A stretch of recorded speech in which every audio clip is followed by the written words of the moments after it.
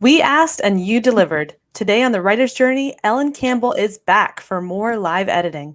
Our brave audience members offered up their very own writing to the chopping block. So prepare yourselves, because when the Fates get their hands on a manuscript, there are no safe words. Ellen the Cutter Campbell, welcome back to the show. Hey guys, how you doing? Doing great. Good. I just got back from a trip to Harper's Ferry. Oh, fun. And yeah, we just did a whole lot of hiking and playing games together, doing some toddler wrangling. I met a dog on a bridge that I found out was one of my former students' very own puppies. She'd bred in the middle of Pennsylvania, and then there on that bridge was this beautiful puppy. I asked about the puppy, met her owners. They very happily told me that it was an Erica Beatty puppy. And I taught her English for 3 years. That's neat. That's neat. That's awesome. So it was a serendipitous week for me. Ellen, how have you been? We haven't seen you in so long. Good. While you were having a serendipitous dog meeting, I was in Chattanooga on a ghost tour. That was kind of fun. What? Yeah, we went on a ghost walk. Did you see any ghosts? I did not see any ghosts, but I took some suspicious pictures. Nice. Even better. Do they involve your forehead? There were a few forehead pictures, yeah, okay. But I didn't get my forehead in with any ghosts. Oh, and I'm not saying that I believe in ghosts. I'm just saying, it was a ghost tour. It was fun. But you looked and you were there and you were available to what might come. Right. And got some suspicious pictures. Excellent. Kalene, how have you been?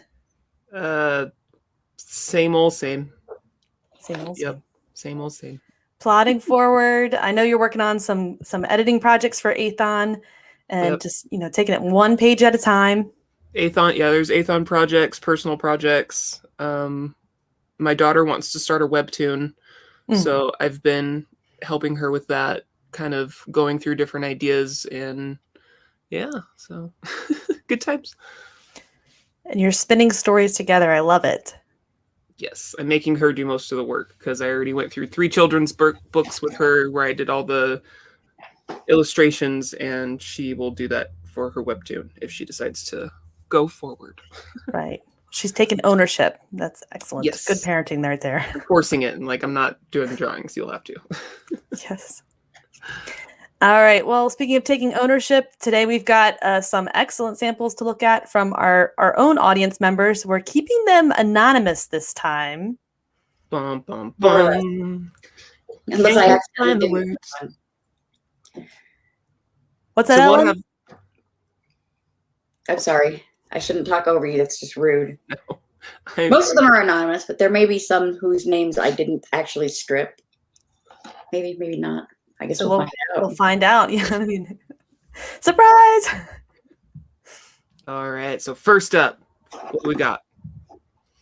What is on the chopping block?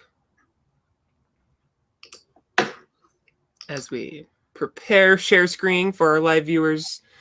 And do you want me to start reading while you do that? Yeah, you read and then I will edit. Okay. All right. So first up from Anonymous. Captain, the engines are powering down. Captain Stultz stood, pulling his uniform straight. About time, he said. Initiate the hyperspace shutdown sequence. All hands, this is the captain. Brace for exit from hyperspace. The brilliant rainbow colors faded into elongated stars, which in turn shrank into innumerable dots of light. The captain felt a slight pull on his body, and then they all saw it. Beyond the massive viewport that made up the front of the bridge, a galaxy shaped like an ovocular ring floated in space. The crew were on their feet, making odd whispers at the sight. The colony ship, which they manned, hurtled uncontrolled toward a galactic bulge at the far end of the ring. Stations! The captain barked. Reverse thrusters, ship-wide diagnostic. We need to get control of this situation, people. Years of training snapped the crew into action. The cabin filled with chatter as they gathered and relayed relative information. The XO gave the order for the repair crews to stand by at their stations. The ship continued to hurtle towards the bulge. Sir, thrusters aren't responding, called the helm officer. Then get a crew on it and make them respond. Aye, sir. The captain watched the bulge draw nearer as the ship continued uncontrolled and unabated toward oblivion. Sir, I have partial thrusters port side. Better than nothing. Fire them. Get us off this course. Firing port thrusters. The ship lurched to the side, nearly throwing the captain off his feet. The view shifted, the bulge shooting to one side, an arm of the galactic ring coming into view. Sir, said the helm officer, thrusters are intermittent, but I have partial control. Sensors, long range, tell me what's out there on our current trajectory. The reply was immediate. Detecting several systems with semi-habitable worlds. End scene. No, not end scene. Just kidding. There was more. Cartography. Analyze and find the most suitable. That's the closest. Helm, do your best to get us there. Get us as close as you can. Don't slow our momentum until we're in its gravity well, or we start to miss our window. He got multiple acknowledgments. The XO stepped up to him, speaking in a low voice. Sir, we shouldn't even have momentum coming out of hyperspace. And we shouldn't have been locked in hyperspace for 2 weeks, but here we are. Wherever here is. We'll ascertain what happened later. That's for the eggheads on board anyway. Right now, we need to make sure we survive. Aye, sir. The captain watched the ring draw ever nearer, listening to the chatter of the bridge. He wished he felt as confident as he attempted to portray. His mind went to his wife and daughter. They were probably huddled in their cabin, scared witless. He wished he could be there to comfort them in person. But the best comfort he could give them would be to get the situation figured out and get them back home to their own galaxy. And end scene. Okay, well, shades of Star Trek. Yes, yes. That's not Picard. I don't know who is. Okay. So and I may have internally changed a word as I was reading because I knew it was wrong. Ellen, can we sneak a peek at your screen? Are you not seeing my screen? No, you gotta reshare it. I think the share got canceled. Sorry. No, you're good. Oh, See, the whole time I thought you got it? Yep. We're good. Looks good. Okay. You've got the document. Yes. Okay. Nothing wrong with the first line. So we'll move on to the second one. Stultz, shut up. Captain Stultz stood, pulling his uniform straight. Okay, about time, he said. Initiate the hyperspace shuttle, blah, blah, blah, blah. All hands, this is the captain. In this case, because it's a direct address situation, this needs to be capital. Brace for exit from hyperspace.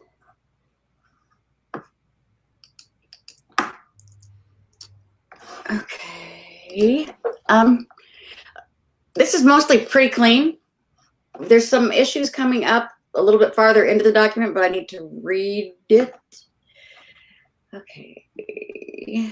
Because this is not a direct address situation, it doesn't need to be capital here. Capitalized, excuse me. One's body. From what? What? Anything else? Why would he feel a slight pull on his body? Beyond the massive viewport that made up the front of the bridge. They don't have the technology that they can't feel. I don't know. I would flag this one because this is not a word I'm familiar with, and neither is Word. So at this point, I would be looking it up. Which happens more often than you think. I'm like, happens all the time. Yes. Yeah. A ring can't be an ovacular anything because it's a ring, and an oval is not a ring. So I'm going to go ahead and just delete that. Yeah. It sounds like avuncular, which is like an uncle. Yeah. That doesn't work. Like avuncular, yeah. A galaxy shaped like a ring. We have a name for that. They call them ring galaxies. But we won't chop it up. The crew are on their feet. Okay, they don't make odd whispers. They whisper in an odd manner. You just don't make whispers, you whisper. Yeah, so it's kind of like for this, that's kind of like one of those, you're describing something that we know how it happens, so just let them do it, because otherwise you're almost like double describing the same thing. Just let them whisper.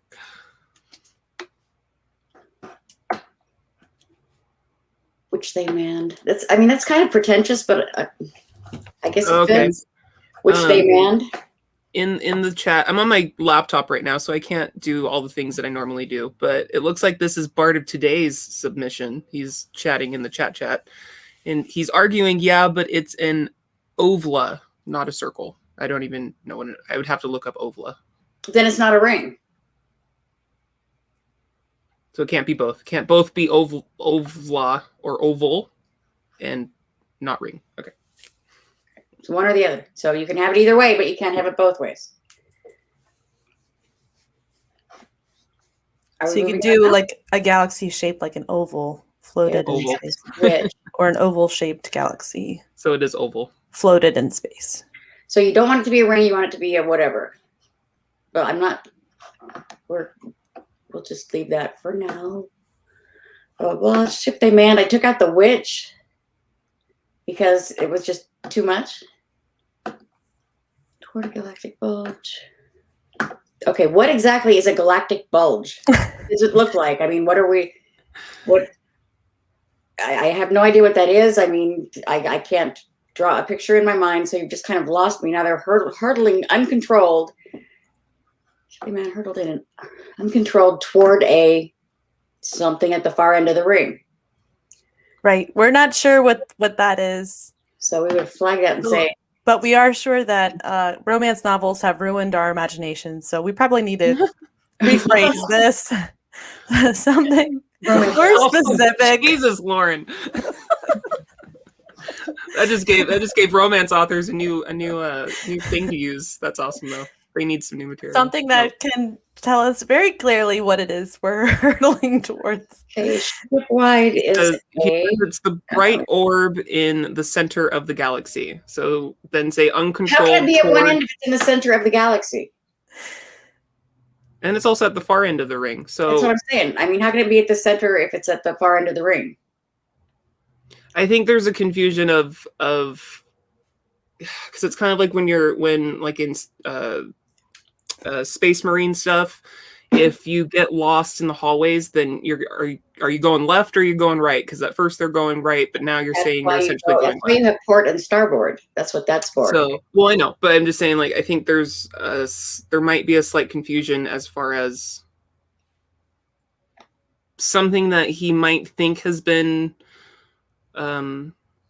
stated hasn't really been stated. So the rest that follows is confusing because we don't have that one thing that ties it together. Right. What I'm taking from this is that this is the first time it's been mentioned because they just saw it. So, yeah. But at any rate, okay, so let's carry on. Reverse thrusters. Shipwide is a compound word. Diagnostics. We need to get control of the situation, people. Years of training snap the crew into action. The situation we're getting control of is that the ship is like being drawn towards something. It's in some kind of gravitational pull. Okay. And that's what he felt, the captain felt a little earlier. Gotcha. Yeah. No, I get that now. That's why I didn't go back and eviscerate it. We need to get control of the situation. Years of training snap the crew into action. That's kind of clumsy. But it makes its point. It gets the point across. It says what you're trying to say, and it's not egregiously horrible or anything. So we're going to just let you have that because it's okay. The cabin filled with chatter as they gathered and relayed relevant information. I admit that I'm probably Star Trekking this too much in my head, but the bridge was never really full of chatter. They just did their jobs quietly and efficiently. But your ship gave. Stand by. Unnecessary. The ship continued to hurtle toward the bulge.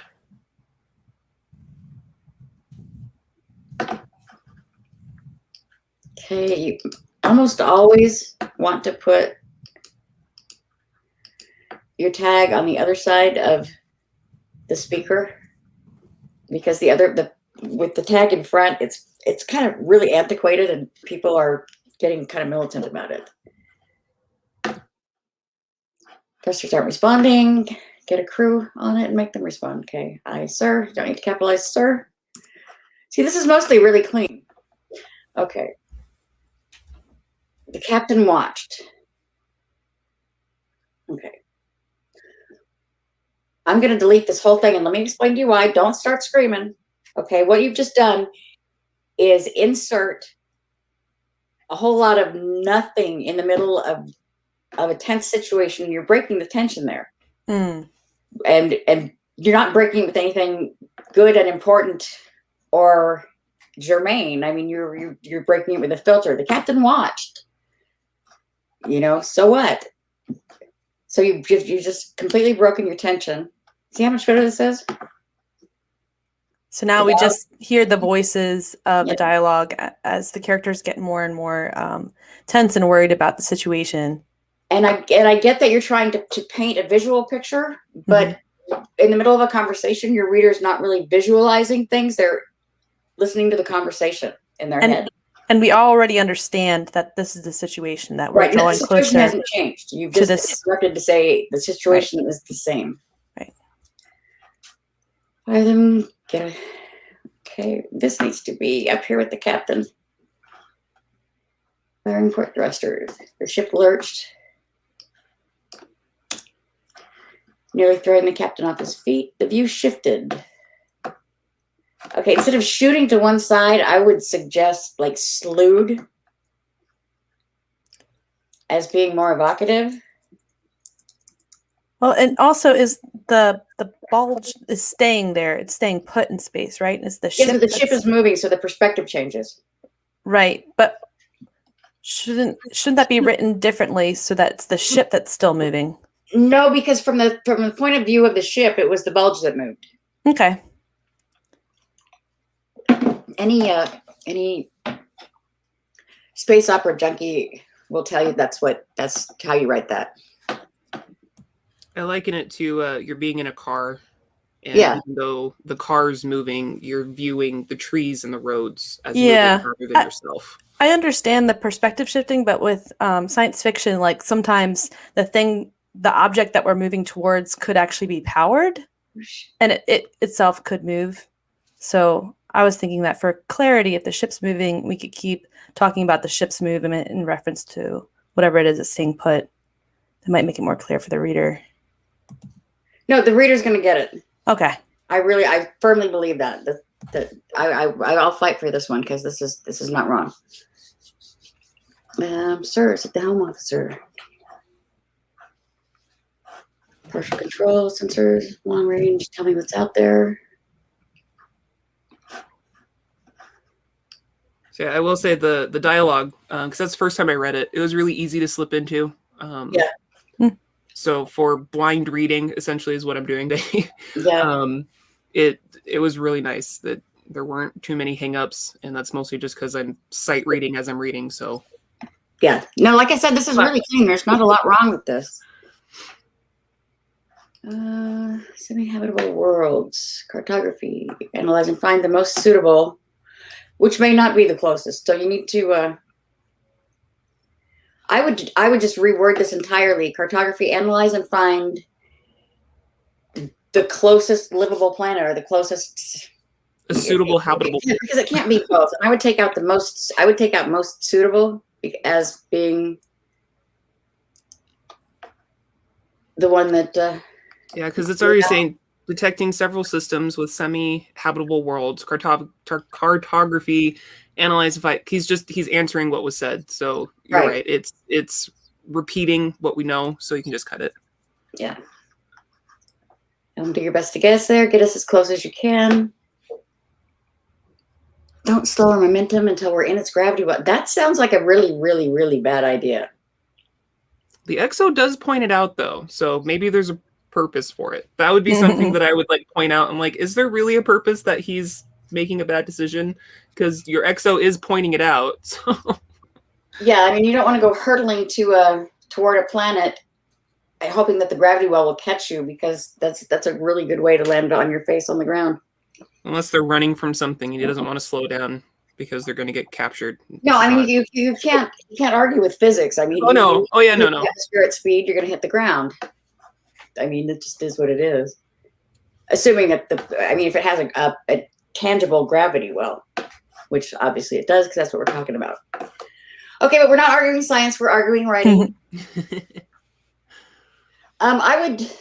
He got multiple acknowledgements. I don't like that. It's extraneous, and I mean, yes, it's saying something that we didn't know, but we would assume it if you didn't tell us that anyway. Because everyone's already been acknowledging him. So at this point, we have the bridge crew in our mind. Right. They're frantic. They're running around. They're doing their different things. He's made this longer directive. So we would automatically be filling in those blank spaces. And the next new stuff is the XO. Yeah. Okay. Now here I'm gonna get bonkers. The XO stepped up to him. No. It's a filter. It's boring. It's clutter. And how about his XO? Mm-hmm. Okay.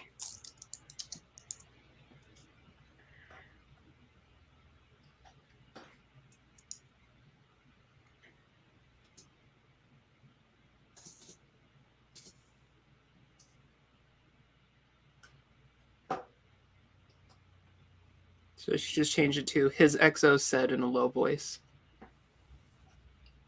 And we should have been like in hyperspace for 2 weeks, but here we are.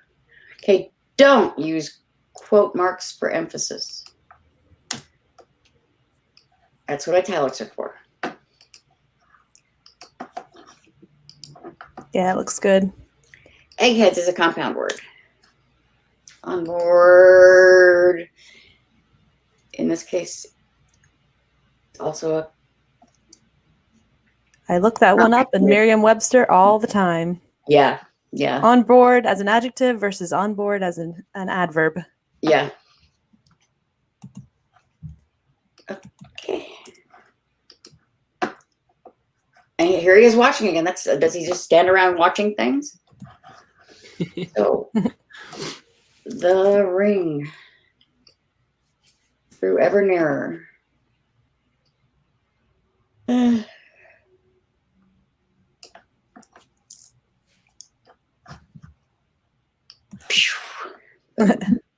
Goodbye.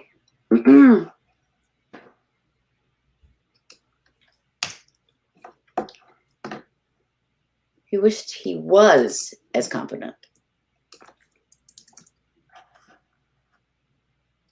You know, up here.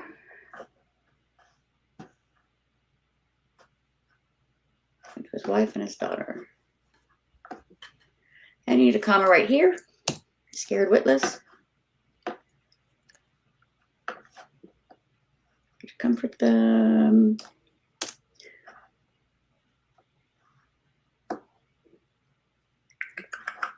How about solace? Because you just said comfort. Scared. To figure out this, get the situation figured out and get them home. I hate the word back, but you can have it right there. Okay, so this was actually really very good. Really, really very good. Golf clap. Golf clap for Barta today. Good work, my man. Good work. Yes, very good work. Just little thises and that's. Ooh. The endless loop. All right. Shall we just jump right into the next one? Yeah. Or do you want to do Yep. do you want to do the show sponsor? Oh wow, is it that late? It's already been Sure. almost 30 minutes. Let's do it. All right. Today's spotlight is on, you might have guessed it, No Safe Words LLC. You've written your manuscript, but is it ready for readers? With over 6 million ebooks on Amazon, how do you make yours stand out from the pack? You start with a great editor. Enter No Safe Words.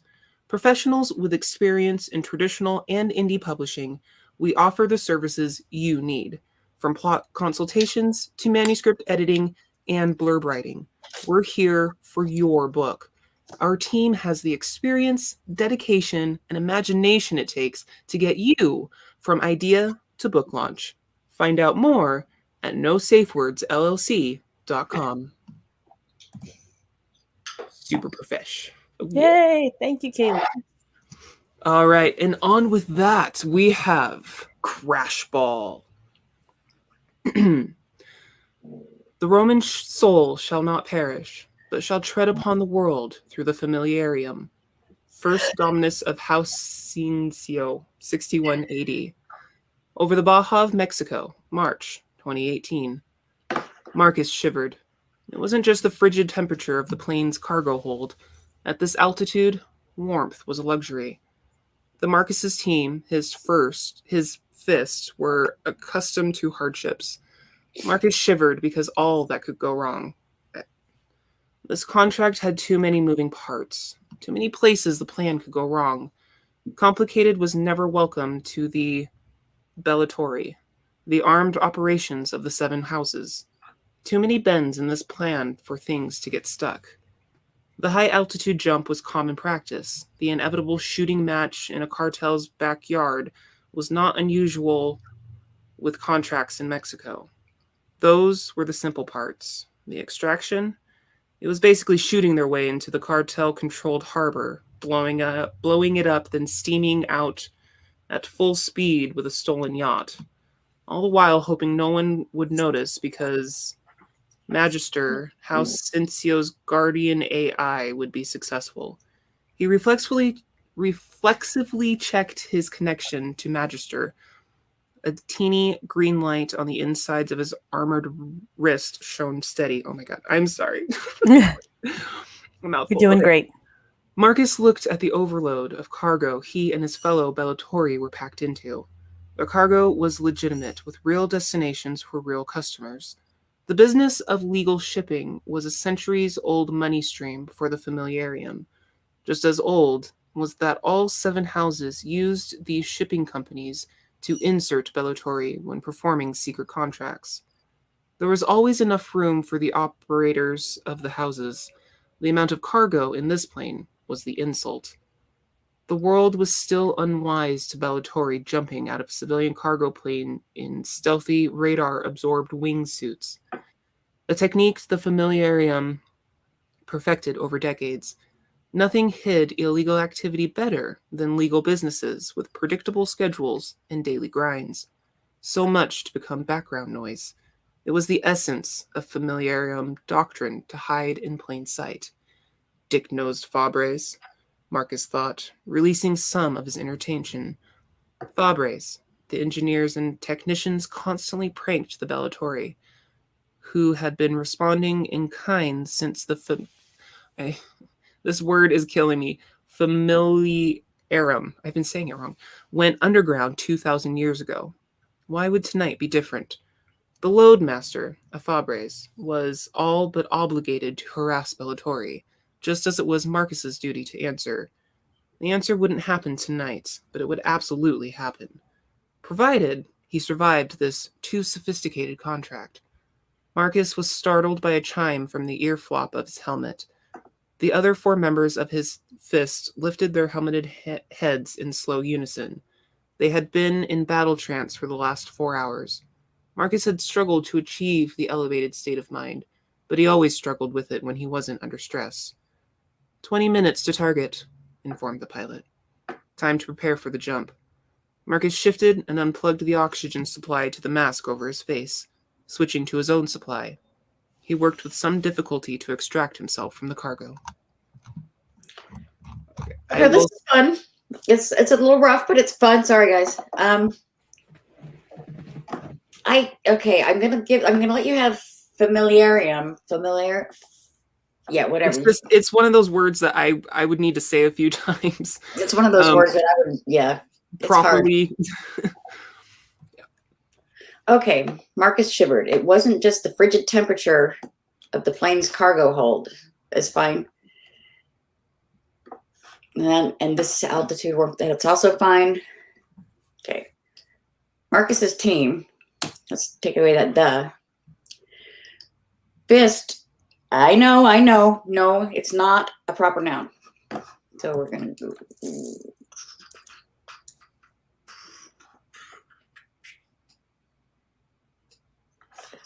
So is like the fist, is it supposed to be like the name of a team? Is it the name of like their group? Like a squad. The Fifth Squad? It's like a squad. It's a squad. Just think of it as a squad. So his squad. His squad. His fist. Okay. Yes. That makes sense. It's a Latin thing. All right, so we fixed that. His fist. And if you're gonna, that's got to have a comma. We're accustomed to hardships. Marcus shivered because of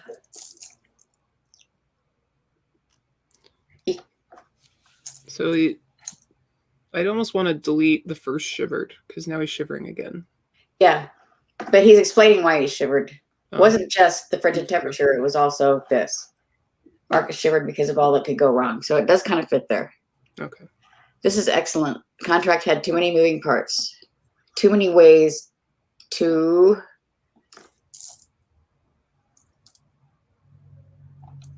could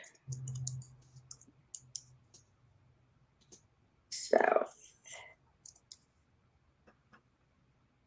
And not a touch typist.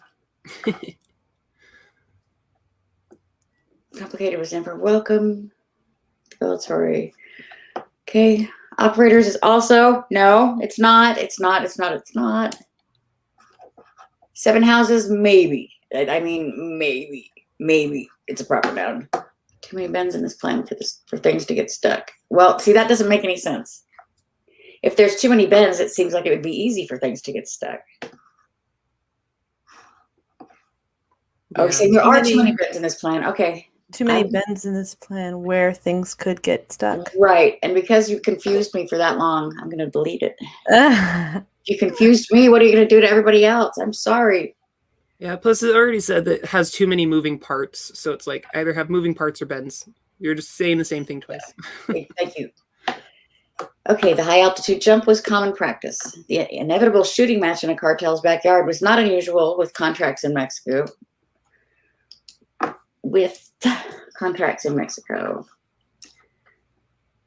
Those were, I'm going to simple. The extraction, it was basically shooting their, okay. So they're extracting themselves then, okay. Shooting their way, because this sounds like it's the whole plan.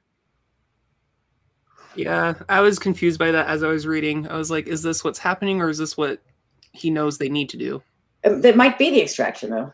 Yeah. Basically shooting their way into the cartel-controlled harbor, blowing it up, then steaming out at full speed with a stolen yacht. With the extraction, Ellen, I would think they're going in somewhere to bring something out. Yeah, I would too. Yeah. I would too. But that's not mentioned in the next line that kind of breaks down the plan. Right. Is it? Does he mean exfil? No, I appreciate that because I was kind of leaning towards that myself. Is exfil the word? Exfiltration, like coming back out of a mission? Is that right? Yeah, that sounds right. I'm asking a question because I could be wrong. I would contact John Spears and say, "Hey, can you check out my terminology for me?" He would know. Yeah. But yeah, I would not change that. If it had been me, I would leave a note on it though. Leave a note. Yeah, check with the author because maybe there is a piece of the plan that's not mentioned here, and it is indeed an extraction.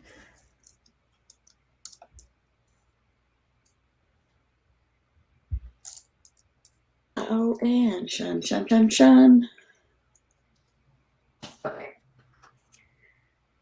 It was basically shooting their way into the cartel-controlled harbor, blowing it up, then steaming out at full speed with a stolen yacht. I would say on a stolen yacht. I feel like it is an extraction because it's like the extraction. Well, we're going to have to shoot our way through the Maybe harbor. they're extracting somebody, and that's the mission. Yeah. And then, but it's not mentioned in that sentence. Oh, Ken Britt's with the definition there, and I'd click it, but I can't. Thanks, Ken. Extraction means you're removing something. Exfiltration means you're removing yourself. Yeah. Okay. Well, we left the question mark on it. Okay. Full speed on a stolen yacht. As long as this sentence is Okay. Okay. All the while hoping no one would notice because Magister, House Cincio's guardian AI, comma, would be successful. Check his connection to Magister. Tiny green light on the inside of his armored wrist.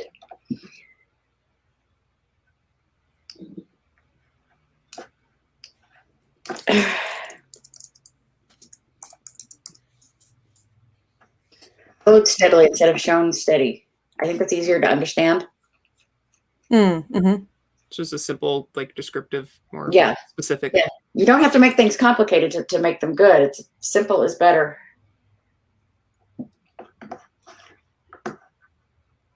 How about instead of looked at, how about Marcus swore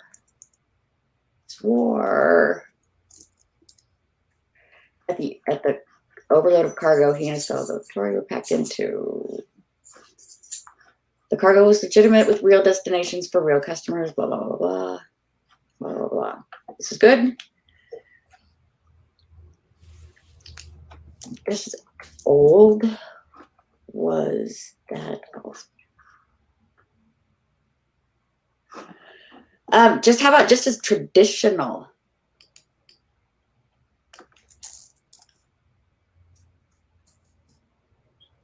Centuries old, just as, yeah.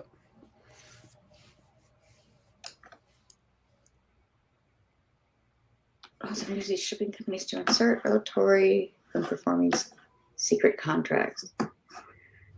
Operators. It was the insult. Okay, that's really good. The amount of cargo in this plane was the insult. That's really good. Yeah, crammed in like little sardines. Yeah. The world was still unwise. In stealthy radar absorbing. Oops. Over decades. Businesses with predictable schedules and daily grinds. So Ken in the chat saying forearm armor equals forearmor. No one. Don't start. Don't start. This is all pretty good. Now, see, I would. Okay, you can have your hyphen there, but I personally, no, as somebody who hung out with somebody who that was their nickname, I got to tell you, that's a compound word. Dick nose. I mean. Oh yeah. Yeah. Yeah. So it's that was funny. It was a little funny.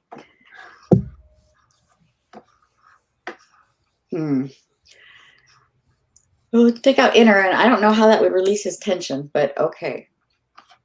The engineers and technicians. Constantly prank the military who had been responding in kind, blah, blah, blah, blah. Went underground 2,000 years ago. Why can I be different? That's also very good. Loadmaster. It's another one. That's a job title, not somebody's name. It's not a proper noun. Right.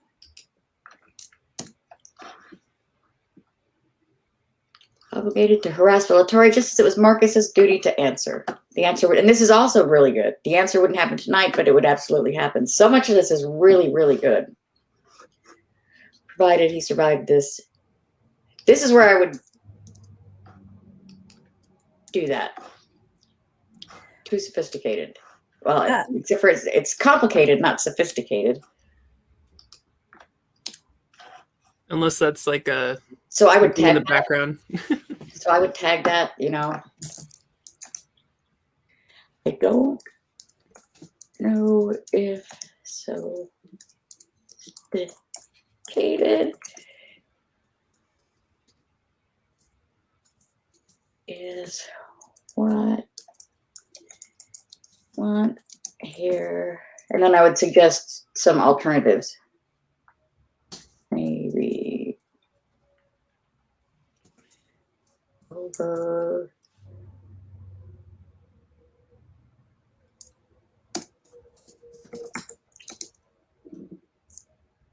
convoluted. Convoluted is the word you want. Convoluted. Don't you love when you're making a comment and you're just like, you spend all this time like making it right, spelled right, and you're just like, oh no, there's the perfect word, and then you delete it all. Just make the change. Yep. Yep. So for all the notes that you guys get, that's probably only half of them. Yeah. Right. We delete a lot of our words too as editors. Mm-hmm. Yep. Like, I don't really need to say that. Marcus was startled by a chime from the ear flap of his helmet. The other 4 members of his fist lifted their helmeted heads in slow unison. That's also very good. There's some very, very evocative, very good visual stuff in here. That you can. Okay, battle trance is also not a proper noun. A proper noun. Thank you.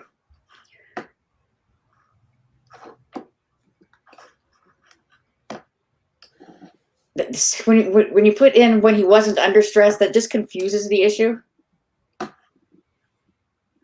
20 minutes to target. Okay. That needs Ellen's remedial dialogue punctuation.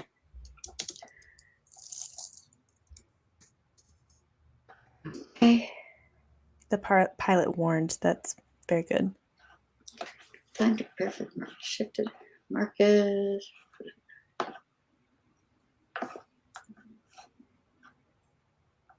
This is really very good. A little this is and that's notwithstanding. That's not much. I did not change much, and I didn't change anything at all that was substantive or 48 revisions and 500 words. That's not bad. Not bad at all. Good job. Thank you for the submission. Yep, that was good. Thanks, Ellen. Yeah. So we got 2 down. 2 down. I think we actually have time for a third one. Let's do it. Let's do it. So this one starts with Kitty. Let's start with let's do the 500 words submitted. Okay. Okay. And I have a reason. Getting that open a little bit bigger so I can seize it. Okay. Okay. All right. So the first 528 to be exact. The smoke-filled sky was red from flames against the blackness of night. The sounds of muffled explosions in the distance reminded everyone that this was a war zone, as if anyone needed a reminder. The buildings around the small band of Marines had been demolished. The 2,500, I would have to look at how to say kilograms. Kinetic projectiles had created craters where the main road had been, scattering the debris of the roadbed and whatever might have been sitting on it all over Hell's half-acre. 10 meters away from one such crater, 3 soldiers from Mardet 6 were ripped to shreds by the debris from the impact that created it. Corporal Billy Gorski knelt next to the lifeless upper half of the body of her fallen sergeant.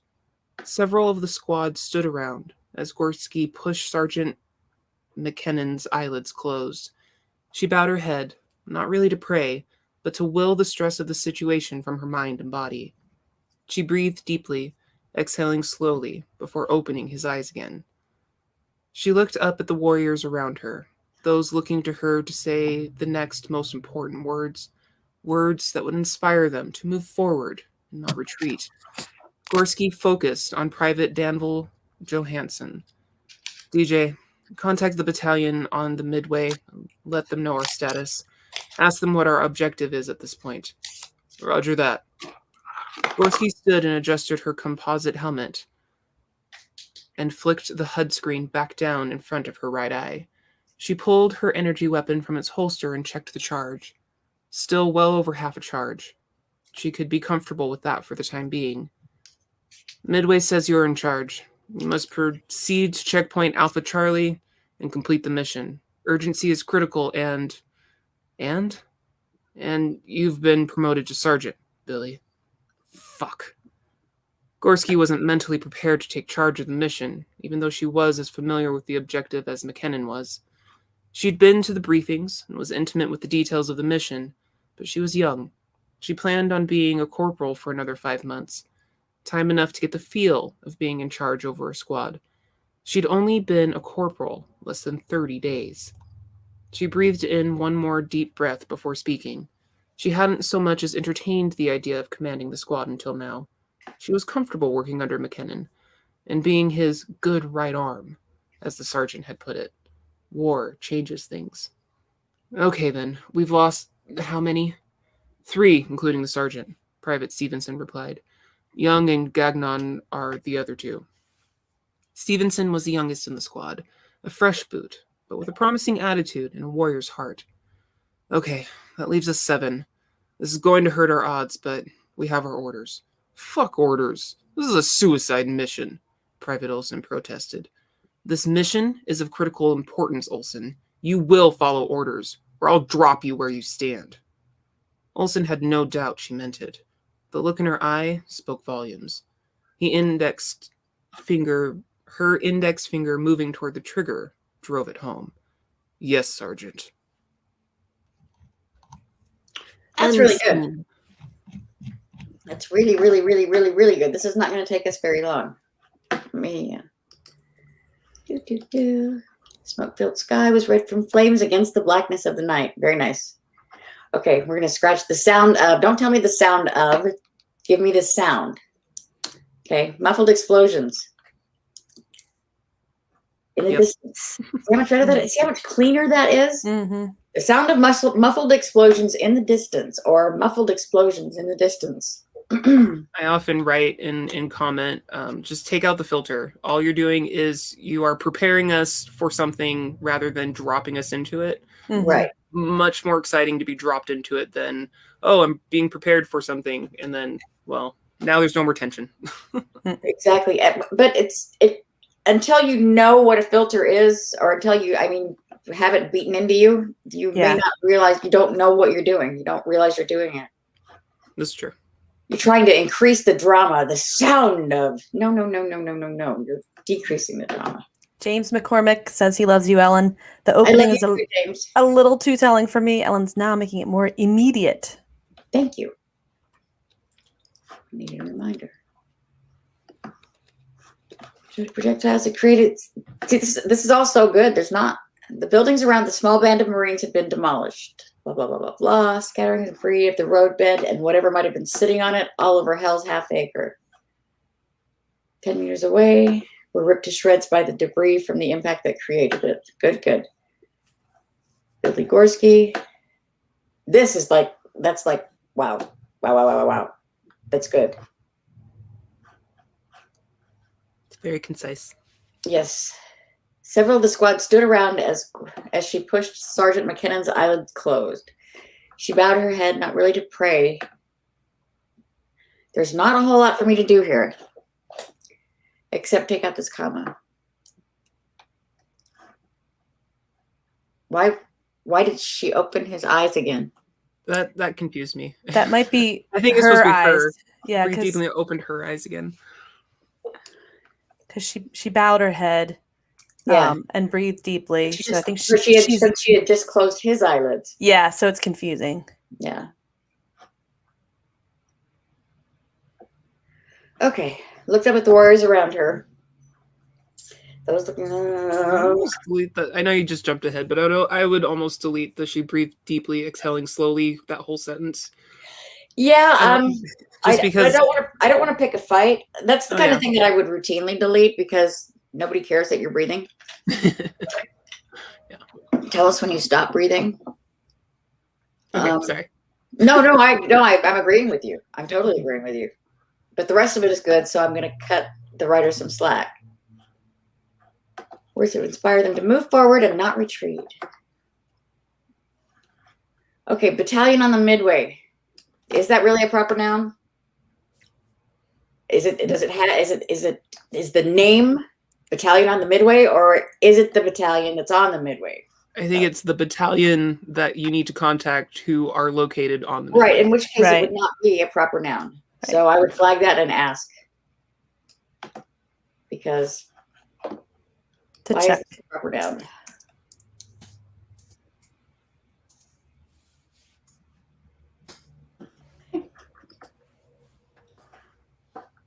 Roger that.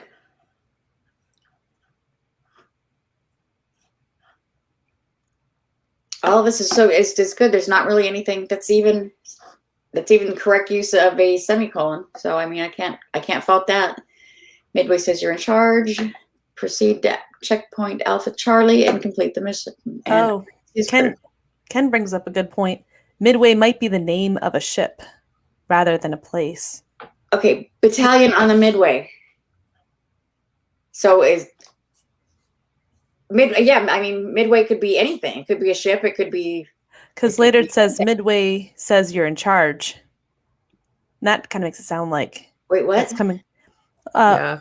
Later it says Midway says you're in charge. You must proceed to checkpoint Alpha Charlie. It sounds like battalion headquarters, which wouldn't be. But if Midway is the ship, it should be... The Midway should be italicized. Yeah.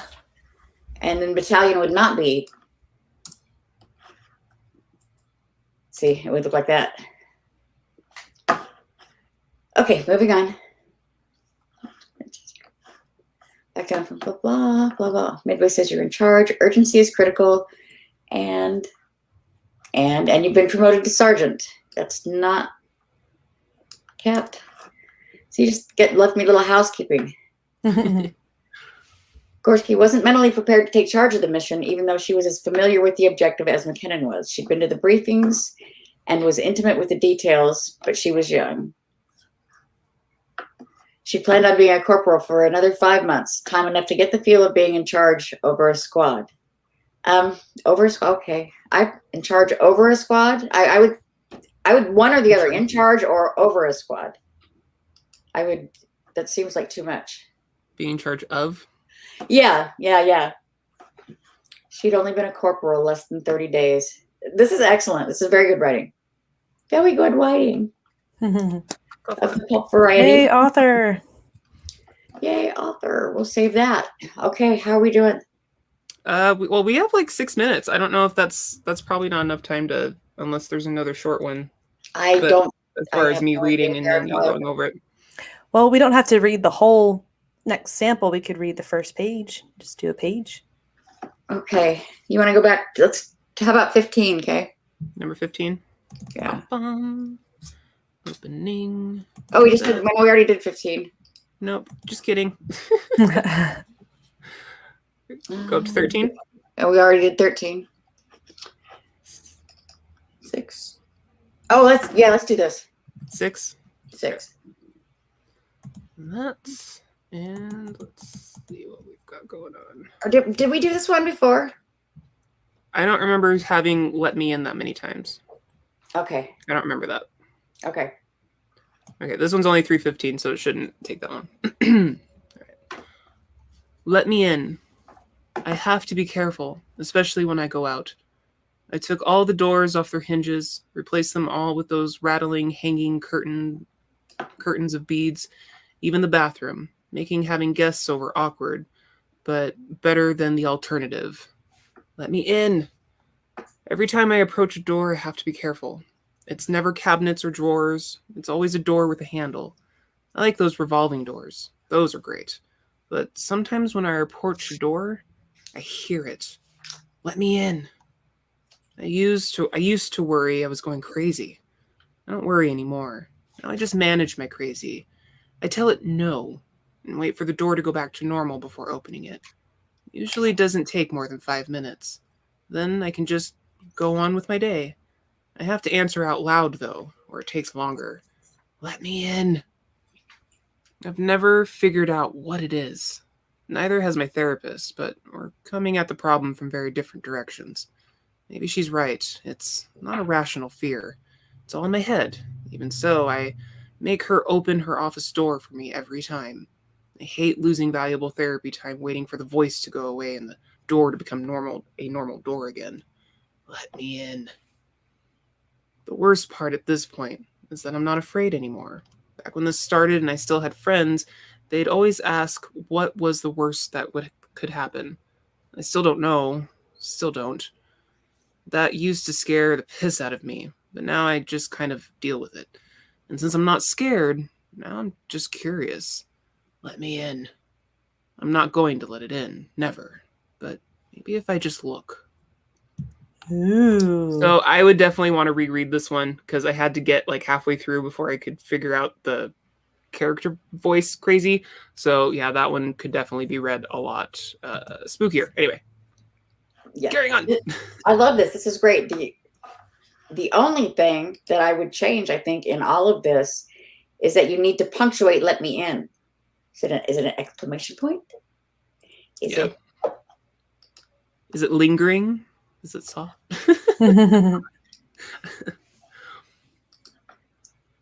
Whoops. Or is it? So yeah, that's a difference of "let me in" or Mhm. "let me in." You know, it's subtles, but yeah. I don't know. So my one question is though, are there too many "let me ins"? No. Okay. I don't think so. It's My other- almost like a haiku. You know, it's got this much and then a "let me in." It does get longer though.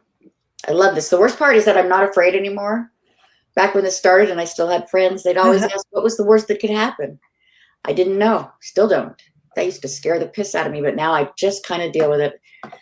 And since I'm not scared, I'm just curious. Okay, I would rephrase this. Since I'm not scared, I would take out. Okay. I would take out "and since." I'm not scared. Now I'm just curious. I'm not scared anymore.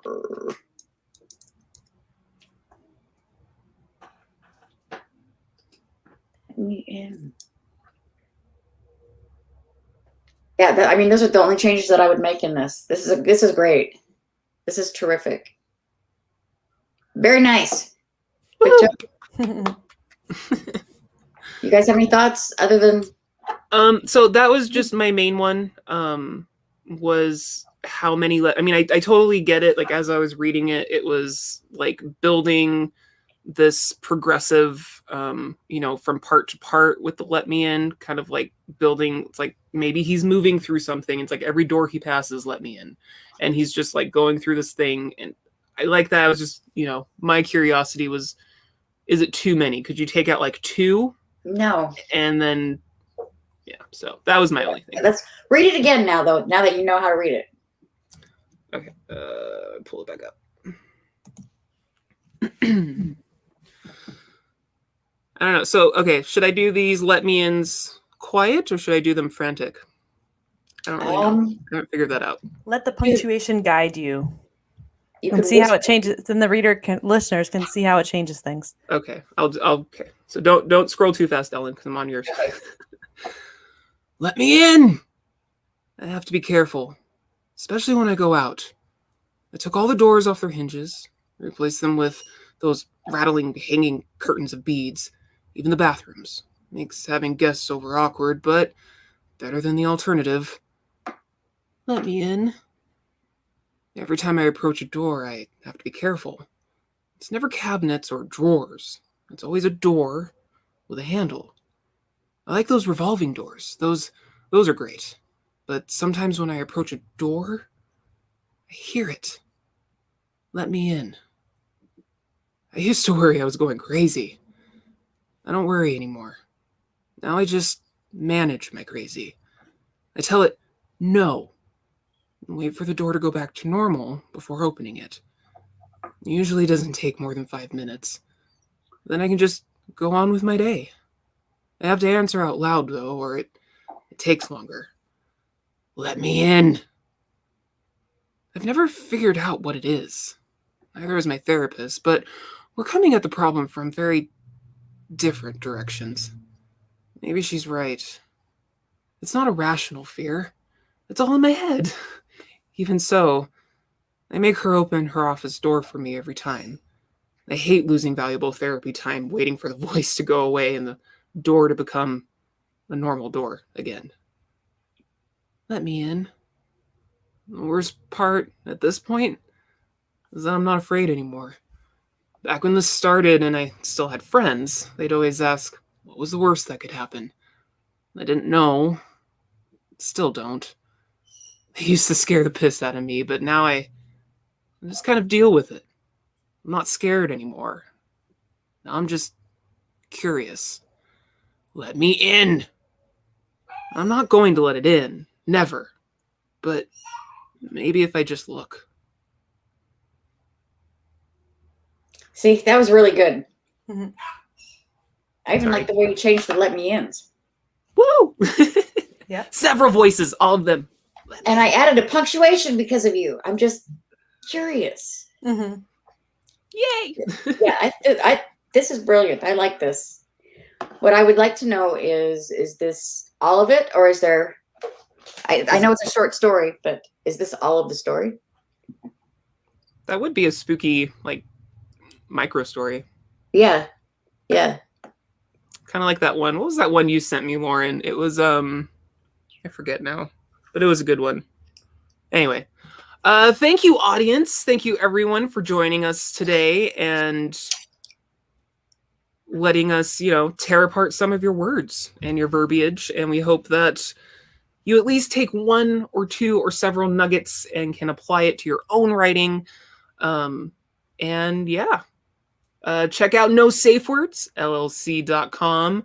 We've got Lauren, we've got me, we've got Ellen. We even have Jessica West on there. We are all want to dig into your words and make them the best that they can be. All right, for Lauren Moore and Ellen the Cutter Campbell, I am Kalene Williams. Be sure to check us out next week. Don't forget to hit the subscribe button, where we're going to talk about more reading, writing, and everything in between right here on Keystroke Mediums, The Writer's Journey. Peace out, you guys.